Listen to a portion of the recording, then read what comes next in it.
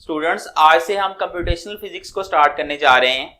इससे पहले जो कोर्सेज चल रहे हैं उनके लेक्चर्स भी अपलोड होते रहेंगे, वो भी अपनी जगह कंटिन्यू रहेंगे। और कंप्यूटेशनल फिजिक्स का जो कोर्स है वो भी आज से हम स्टार्ट करेंगे, इसके लेक्चर्स भी हम अपलोड करना शुरू करेंगे।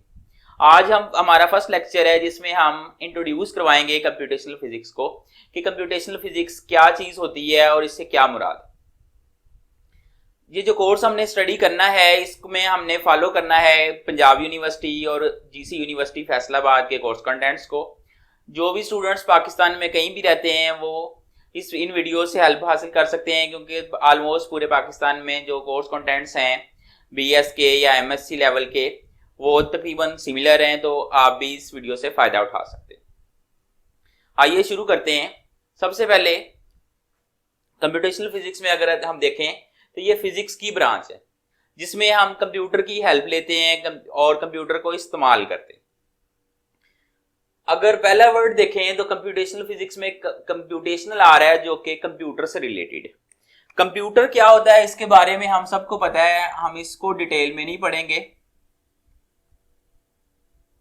बल्कि हमारा जो इस कोर्स में फोकस होगा वो कंप्यूटर की उस एबिलिटी के ऊपर होगा जो हमारे पास नहीं है। वो क्या है? कंप्यूटर की एक्सट्रीम कैलकुलेशन पावर है।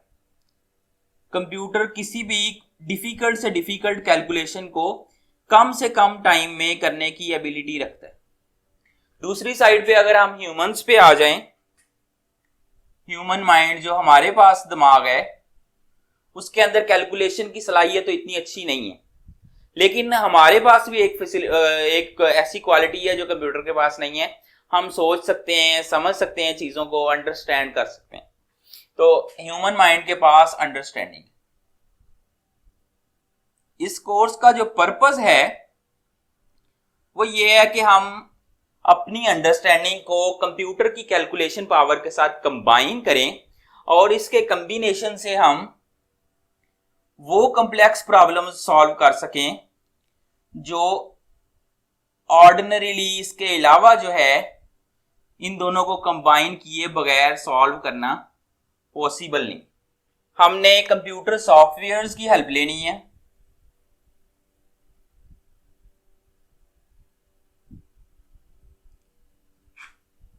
और उनकी हेल्प से हम करेंगे क्या? हम प्रॉब्लम्स को सॉल्व करेंगे।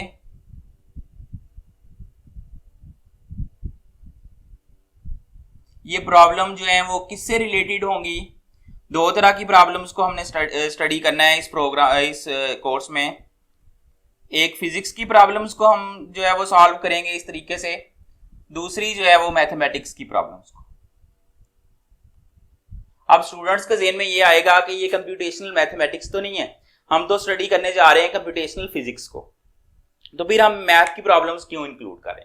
उसकी दो रीजंस हैं। एक तो ये कि मैथमेटिक्स और फिजिक्स जो है मिलते जुलते सब्जेक्ट्स हैं, और मैथमेटिक्स की प्रॉब्लम्स इसलिए भी हम स्टडी कर रहे हैं कि बहुत सारे मैथमेटिक्स के जो फार्मूलाज हैं वो फिर हमने फिजिक्स में ही अप्लाई करने होते हैं। तो इसलिए हमने इस कोर्स में ना सिर्फ ये कि फिजिक्स की प्रॉब्लम्स को डिस्कस करना है बल्कि मैथ्स की प्रॉब्लम्स को भी डिस्कस करना है।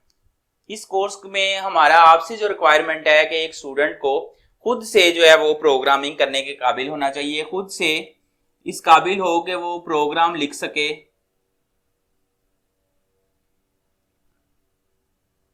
C++ में हमने जो लैंग्वेज इस्तेमाल करनी है वो C++ है। यानी आप अपनी तरफ से एक ऐसा प्रोग्राम बना सकें फिजिक्स से रिलेटेड या मैथमेटिक्स से रिलेटेड किसी भी प्रॉब्लम को सॉल्व करने के लिए, जो आप C++ में जब आप उसको कंपाइल करें तो उससे जो भी आपकी प्रॉब्लम हो उसका सोल्यूशन मिल जाए आपको, वो सॉल्व हो जाए। ये हमारा बेसिक टारगेट है इस जो है वो कोर्स को पढ़ने का। अब होता यह है कि हमें इसकी जरूरत क्यों पड़ती है। नॉर्मली तो हमारे पास कुछ प्रॉब्लम्स होती हैं जो इतनी ज्यादा टफ नहीं होती हैं, उसके लिए हम कंप्यूटेशनल फिजिक्स का इस्तेमाल नहीं करते। लेकिन कुछ प्रॉब्लम्स होती हैं जो बहुत कॉम्प्लेक्स होती हैं, वो हम खुद से हल नहीं कर सकते, उसके लिए हमें कंप्यूटेशनल फिजिक्स की असल में जरूरत पड़ती है। अब देखते हैं कैसे कि एक एग्जाम्पल देखते हैं।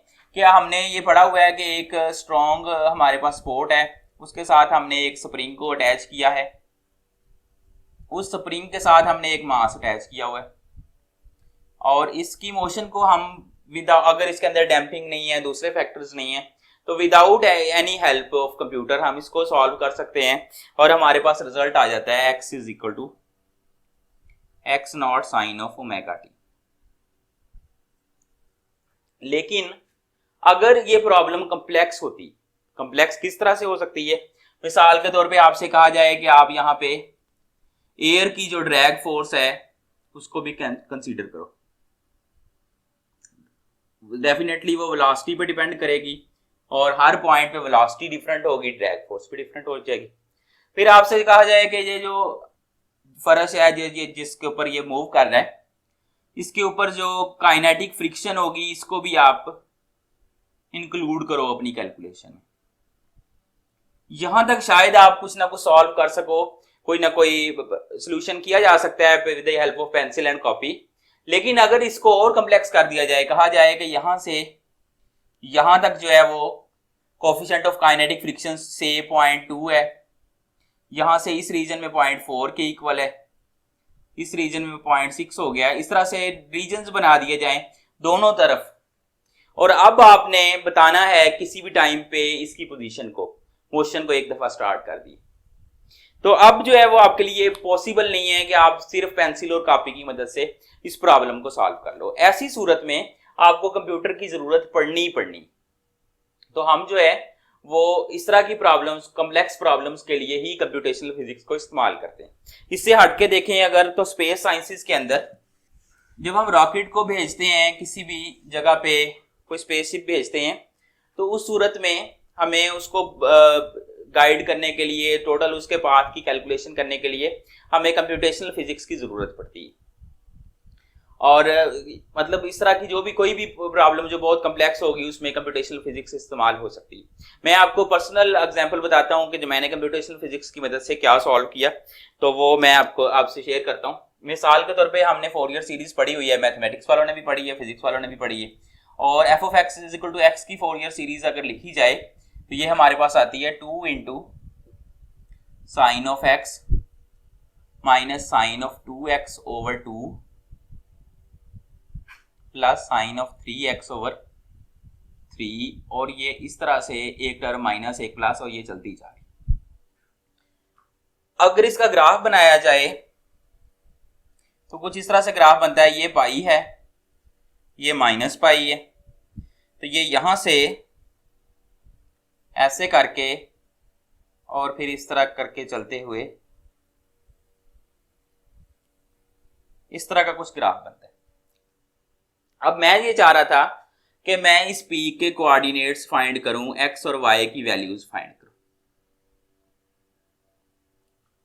अब अगर मैं पेंसिल और कॉपी से सॉल्व करता तो ये जो आपके पास टर्म्स नजर आ रही हैं, ज्यादा से ज्यादा मैं एक टर्म नहीं तो 2 टर्म नहीं तो 3 टर्म्स तक कंसीडर कर सकता था with the help of, even उसमें भी मुझे कैलकुलेटर रिक्वायर था। तो मैंने जो है वो कंप्यूटेशनल फिजिक्स का इस्तेमाल किया और मैंने देखा कि कंप्यूटर की मदद से मैं कितनी टर्म्स को इंक्लूड कर सकता हूं इसके अंदर। तो आप बिलीव करें कि मैंने जो है वो इवन आपके सामने सोल्यूशन प्रॉब्लम जो है वो प्रोग्राम जो है उसकी आउटपुट भी आपको नजर आ रही होगी सामने। तो मैंने पॉइंट के आगे 9 डिजिट्स की एक्यूरेसी तक कैलकुलेशन की है और जो मैंने टर्म्स इंक्लूड की हैं 1 2 3 इस तरह से मैंने 50 लाख टर्म्स इंक्लूड करके तो ये पीक के कोऑर्डिनेट्स फाइंड की। और यहाँ पे बिल्कुल नीचे जो है 50 लाख टर्म्स के लिए एक्स और वाई की वैल्यूज डिस्प्ले हो रही।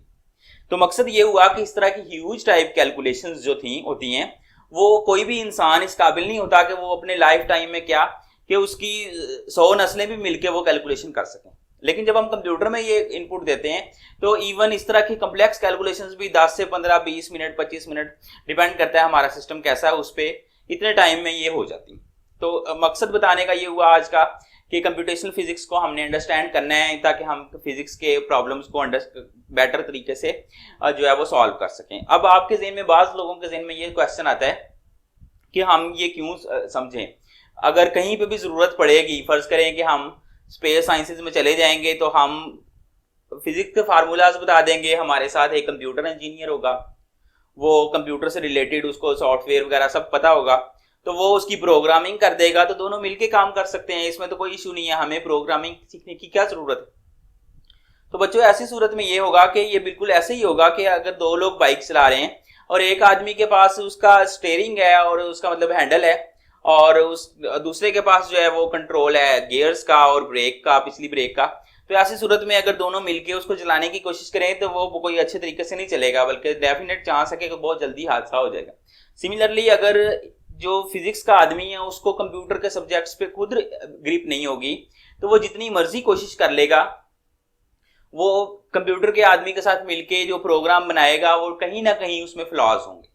तो इसलिए फिजिक्स के लोगों के लिए ये बहुत जरूरी होता है कि उन्हें खुद से समझ हो प्रोग्राम की और वो खुद प्रोग्रामिंग करें, ताकि वो फिजिक्स से रिलेटेड प्रॉब्लम्स को खुद सॉल्व कर सकें और उन्हें किसी कंप्यूटर के स्टूडेंट की या कंप्यूटर के टीचर की हेल्प की जरूरत ना हो। उम्मीद करता हूँ आज का लेक्चर आपको पसंद आया होगा। शुक्रिया।